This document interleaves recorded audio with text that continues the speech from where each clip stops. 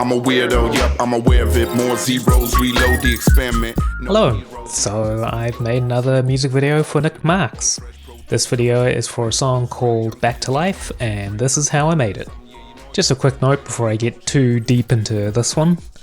This is actually the second video that I've done for Nick. The first one was for a song called Asymptomatrix. I also posted a making of video for that one too, so if you haven't already, please go check that one out too.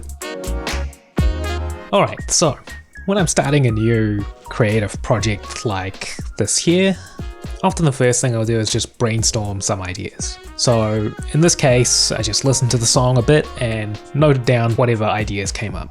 Now, because most of Nick's songs are instrumental, for me the real standout feature of this one is the vocal performance by Daron Lev. So it's this rap with these kind of abstract stream of consciousness lyrics, and that kind of style of rapping always makes me think of like an explosion of ideas, like the rapper's ideas are just bursting out of his mind. So one of the things that I wanted to do was to keep exploring this low poly, vaporwavy 3D aesthetic that I started running with in Asymptomatrix. Now, another thing that's kind of been swimming around in my brain recently is this unofficial music video that I did a few years back. And in that video I made this very simple low poly 3D animated head singing against an abstract background. And that kind of image is just something that I've really been wanting to have another go at.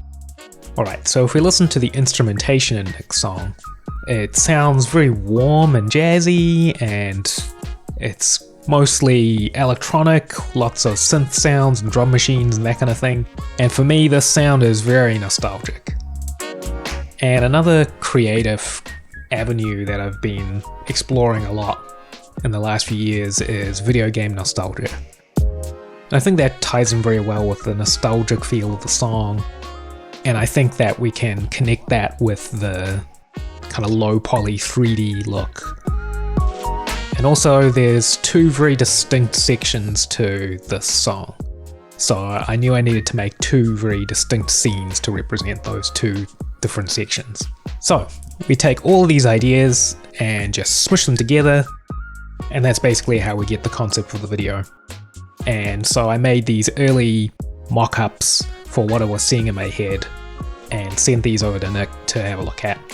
So Nick asked if the 3D animated head that I was coming up with could resemble Daron, and I said yep, that should be fine. And he also asked for some way of punctuating the key words or phrases on the lyrics with images.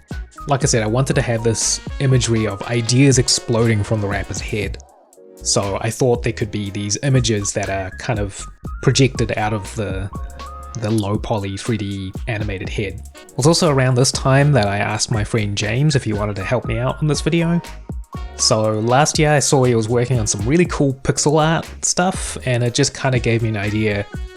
What if these images that are exploding from the 3D animated head were pixel art images, as though this robot thinks in pixels? So I had a chat with Nick about what the lyrics meant in this song, and that gave me and James some ideas of how these could be represented visually in these little pixel art images. So the next step was 3D modeling in Blender. First I just sketched out what the low poly head would look like from the front and side, and then imported those and used them as a reference. And as I was modeling, I also came up with the idea that the brain would be a separate section with a little CPU on it, like it's a supercomputer or something like that, that was inserted in the main model of the head. I also made these little side pieces. They're sort of meant to look like those antennae ear-like bits that you see on a Gundam or a Transformer, but I also wanted them to look like headphones. Nick also had the idea of these little repair robots that fly in at the beginning of the video and are actually literally bringing back to life this robot head that's going to be doing the rap. And then there was just a couple of simple assets that I wanted to throw into the background for the second half of the video. Like I said with the asymptomatrix video, I'm still relatively new to 3D, and I spend most of my time working in After Effects. I wanted to do most of the animation in After Effects, so I only did some very simple rigging and animation in Blender. I did a bunch of mouth shapes for the head, and the arm for the little repair robots. Then I exported these as OBJ sequences, and used the Element 3D plugin to import these animations into After Effects. From here I linked a bunch of sliders to keyframe the different mouth shapes that were imported from Blender, and that's how the lip sync was done.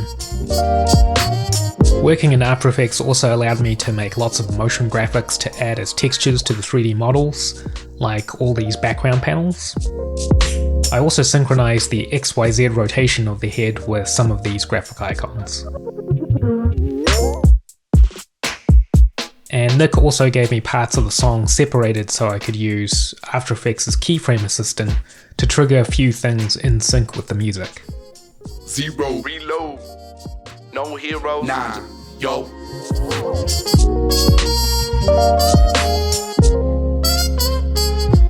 I also used these separated audio tracks to make the lyrics of the song appear in time to the music.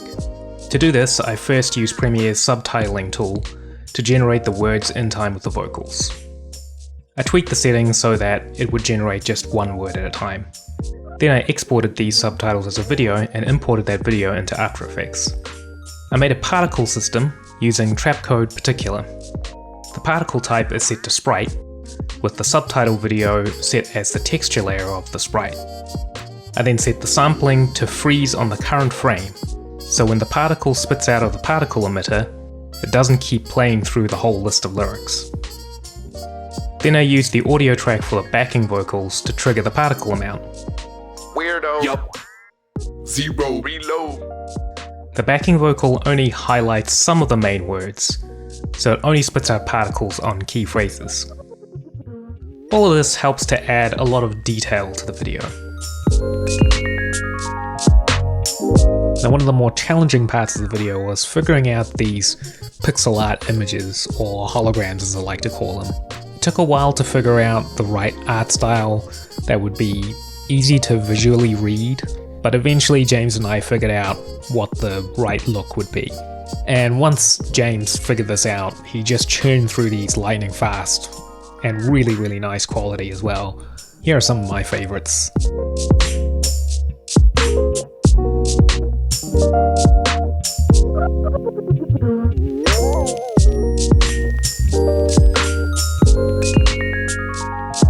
Another big challenge was figuring out the look of the projection lines to make it look like these were holograms being projected out of the 3D head.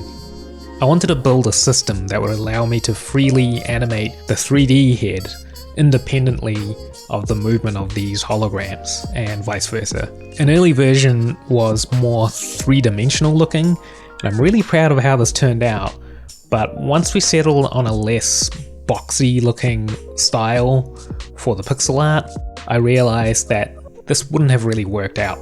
So I ended up simplifying these projector beams, and they're just on a flat plane basically. But in any case, I'm still really happy with how it all turned out in the end anyway.